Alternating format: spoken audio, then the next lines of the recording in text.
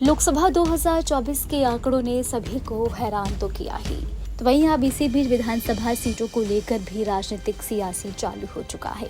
लोकसभा चुनाव के बाद अब उत्तर प्रदेश की 10 विधानसभा सीटों के होने वाले उपचुनाव में सभी राजनीतिक दलों की बड़ी परीक्षा होगी। पहली बार इतनी अधिक सीटों पर एक साथ उपचुनाव होने जा रहे हैं। बता दें कि सभी राजनीतिक दल अपना दमखम दिखाने के लिए तैयारियों में अभी से जुट गए हैं। एनडीए व आईएनडीए के प्रत्याशी एक बार फिर से चुनाव में आमने सामने नजर आएंगे। बता दें कि यह उपचुनाव उन 9 विधानसभा सीटों में होगा जहां के विधायक अब सांसद बन चुके हैं।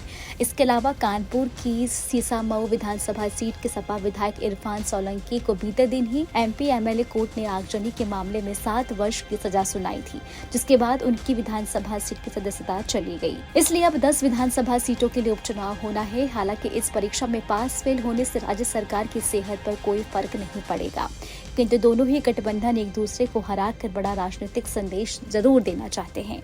आपको बता दें कि उपचुनाव के लिए जो सीटें रिक्त हुई हैं उनमें 5 सपा, 3 भाजपा और 1 रालोद और 1 निषाद पार्टी की है। एनडीए लोकसभा चुनाव के खराब प्रदर्शन को भुलाकर पूरी ताकत से उपचुनाव लड़ने की तैयारियों में जुट गया है। मुख्यमंत्री योगी आदित्यनाथ ने अपने 1.5 दर्जन मंत्रियों को इन सीटों का प्रभारी बना दिया है। बता दें कि भाजपा उपचुनाव में अच्छा प्रदर्शन कर लोकसभा चुनाव में मिली हार का बदला आईएनडीए से लेना चाहती है। आपको बता दें कि भाजपा के प्रदर्शन से एक बार फिर कार्यकर्ताओं में जोश आ जाएगा। भाजपा के राष्ट्रीय महामंत्री बीएल संतोष ने भी लखनऊ में 2 दिवसीय समीक्षा बैठक पर उपचुनाव में विजय का संकल्प लेकर काम करने के लिए कहा है। उन्होंने दलितों पर फोकस बढ़ाने के निर्देश भी दिए हैं। आपको बता दें कि आईएनडीए में सपा व कांग्रेस की उपचुनाव के अधिक से अधिक सीटें जीतकर अपने विजय क्रम को बरकरार रखना चाहती है। सपा ने प्रत्याशियों पर मंथन भी शुरू कर दिया है। इसके साथ ही आपको बता दें कि सपा अध्यक्ष अखिलेश ने अपनी पार्टी के शीर्ष नेताओं को पूरी तैयारी के साथ उपचुनाव में उतरने के निर्देश दिए हैं। पीडीए यानी कि पिछड़ा दलित अल्पसंख्यक को इस उपचुनाव में भी सपा और मजबूत करेगी।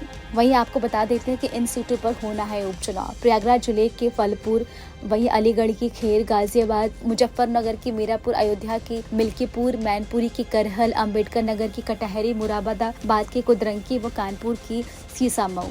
वहीं इसके अलावा पश्चिम बंगाल के 4 सीटों पर भी उपचुनाव होना है। ये चारों सीटें टीएमसी के पास थी। टीएमसी ने लोकसभा चुनाव 2024 में भी शानदार प्रदर्शन किया है। ऐसे में इस बार भी इन सीटों पर टीएमसी का पलड़ा भारी माना जा रहा है। वहीं बिहार की रुपौली सीट पर उपचुनाव है। यहाँ जदयू विधायक सीमा भारती के इस्तीफे के बाद चुनाव हो रहा है। बता दें अब वो जदयू छोड़कर राजद में आ गई हैं।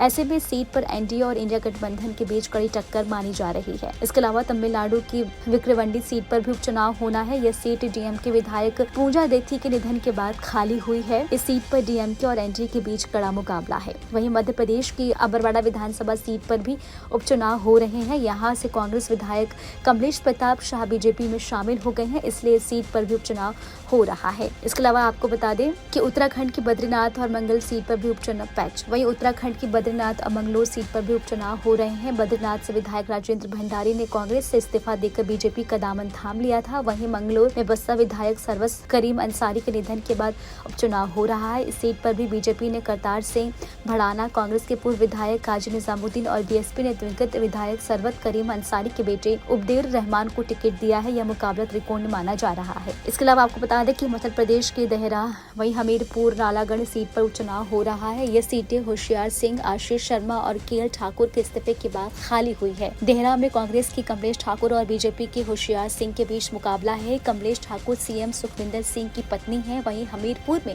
बीजेपी, तो वहीं यूपी की 10 पर एनडीए और इंडिया गठबंधन के बीच सबसे बड़ा मुकाबला माना जा रहा है। हाल ही में हुए लोकसभा चुनाव में यूपी में इंडिया गठबंधन ने एनडीए को बड़ा झटका दिया है। ऐसे में इन सीटों पर उपचुनाव को सीएम योगी की अग्नि परीक्षा के तौर पर भी देखा जा रहा है। आपको हमारा वीडियो कैसा लगा हमें कमेंट बॉक्स में आप जरूर बताएं। देश दुनिया की तमाम और उत्तराखंड की छोटी बड़ी खबरों के लिए न्यूज चैनल को सब्सक्राइब करना बिल्कुल भी ना भूलें।